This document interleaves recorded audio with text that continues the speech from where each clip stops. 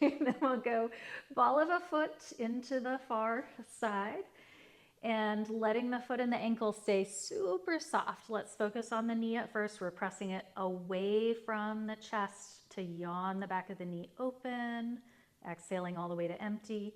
As we inhale and fold the knee, let it veer out toward the shoulder. So we're going in the direction of our deepest hip crease, whatever that is for you. And then letting it come into hip alignment as we send the knee away, away, away into that stretch. So again, slowest, fullest breath in on the fold and following that exhale all the way to empty as we pedal that knee open a couple more times.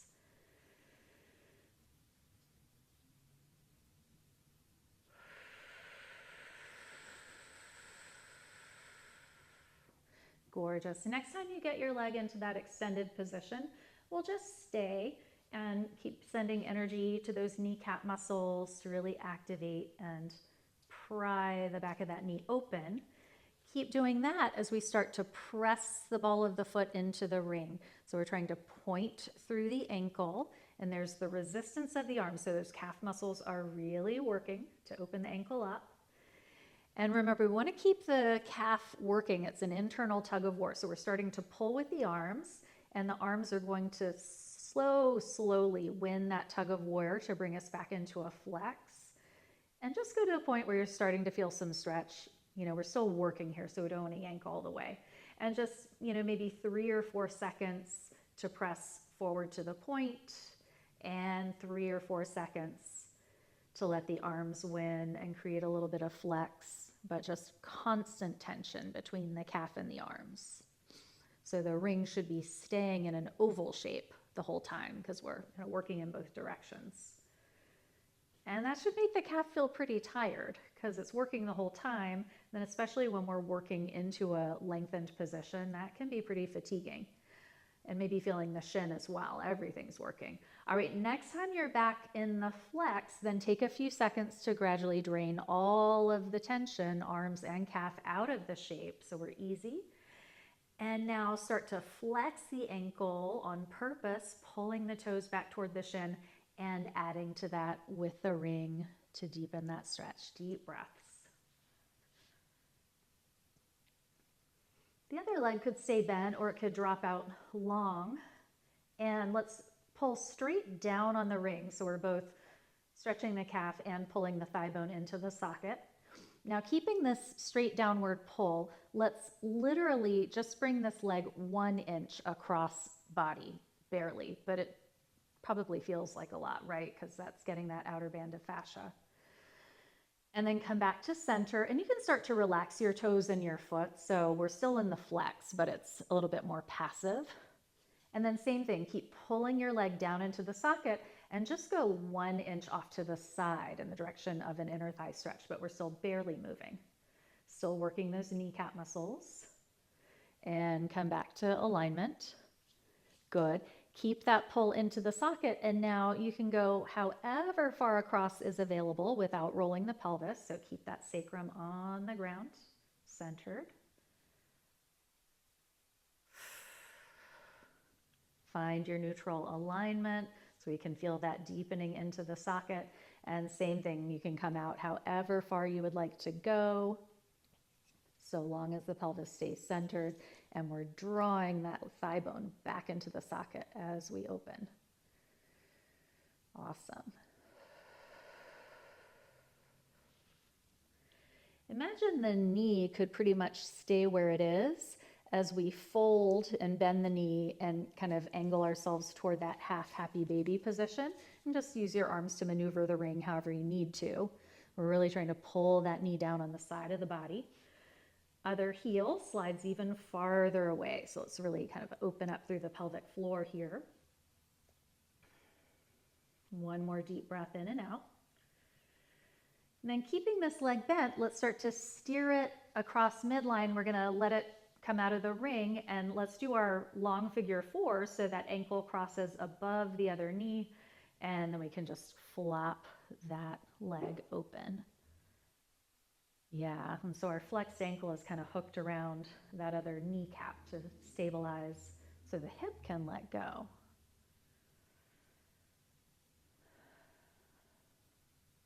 One more full breath in here.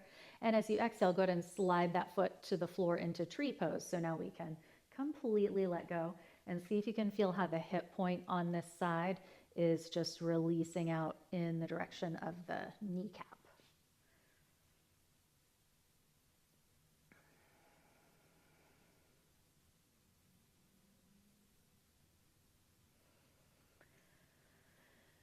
Now, if the bottom of this foot is touching the inside of the other leg, let's just wiggle it a few inches away so that we've got a little space between foot and thigh.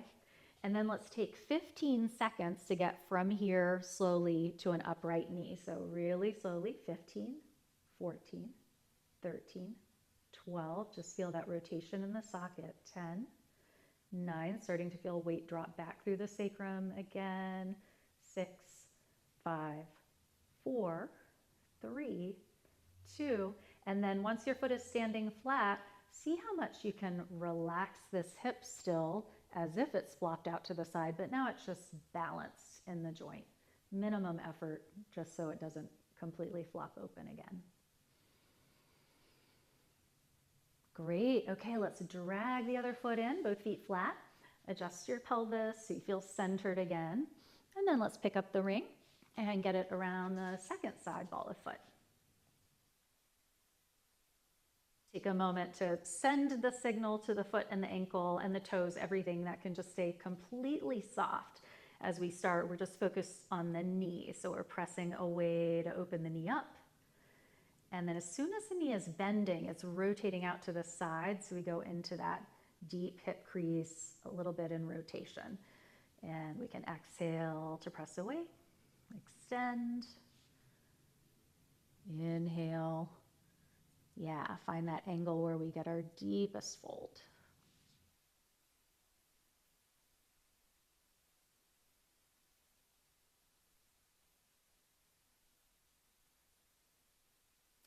You might notice both of these are stretching the hamstring. You know, when we press the knee straight, we're getting the hamstring closer to the knee. We might feel that. And it's more subtle, but if we get our deepest possible hip crease, then it's the upper hamstring around the sit bone that's getting lengthened out more. A couple more times here.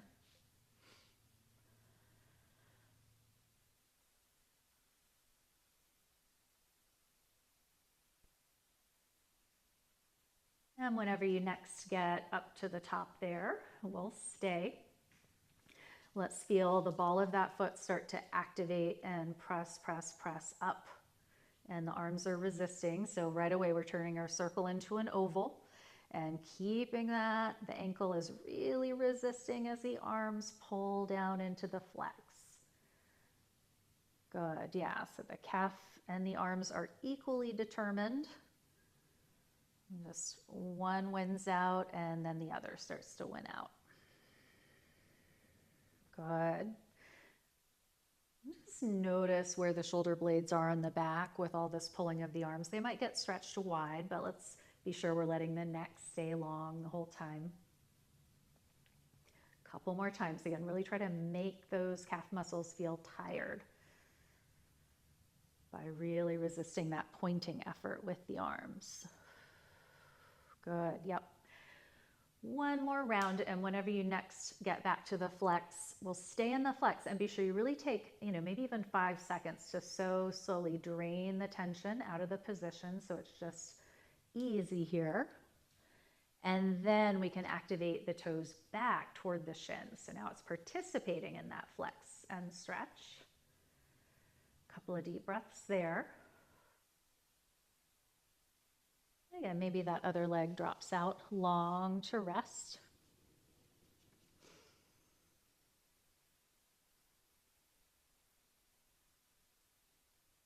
Let's go ahead and do that half happy baby. So folding the knee, finding that deep hip crease angle, knee way off to the side. And then wherever that long leg heel is, try to get it an inch farther away from the hip. So really push that whole side of the body out long. Whole side of the waist is opening up. And you might even squeeze the glute of that long leg to help really press that hip crease open extra. And then you can go to a more relaxed version of that position. Let's go ahead and kick the ring leg back up, and let's let the foot and the ankle be a little bit more relaxed in this position. And now we're pulling down with the straight knee. We feel that pull the thigh bone into the socket. And on this first one, really tiny, just 1 inch across the body. And breathe there.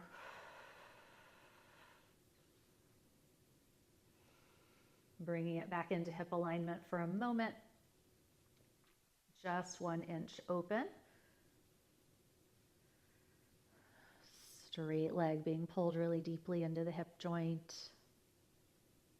And back into alignment. And this round, it's up to you. How far can we cross over without rolling off the middle of the sacrum? Let's give that some breath.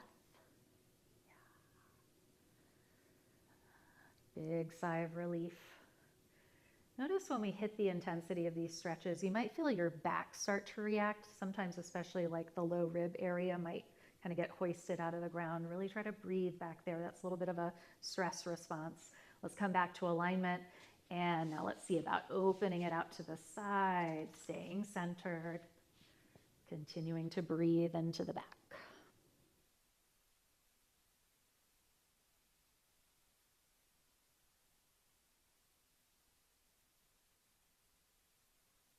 Before we shift from here, give that long ground leg, again, a little bit more reach out, maybe a little glute squeeze so we're super open in that hip. And then let's fold the other leg toward that half happy baby again and keep reaching way out long with the one leg while we try to get that knee as close to the floor as we can on the other side of the body.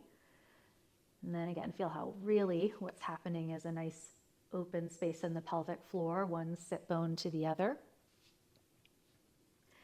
Let's steer this bent leg across and drop it into our figure 4. Ring can go. How much can this hip point just slide out in the direction of the kneecap?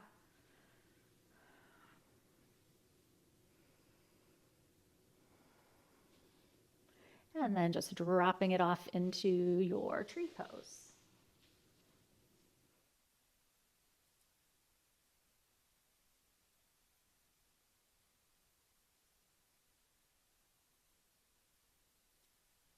Give the bottom of that foot a little bit of space away from the other leg so it's going to be able to rotate and stand flat.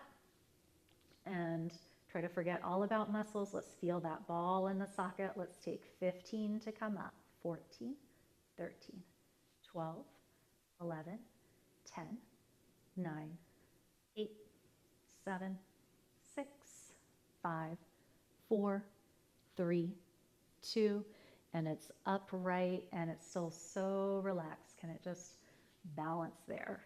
It is barely not falling out to tree again.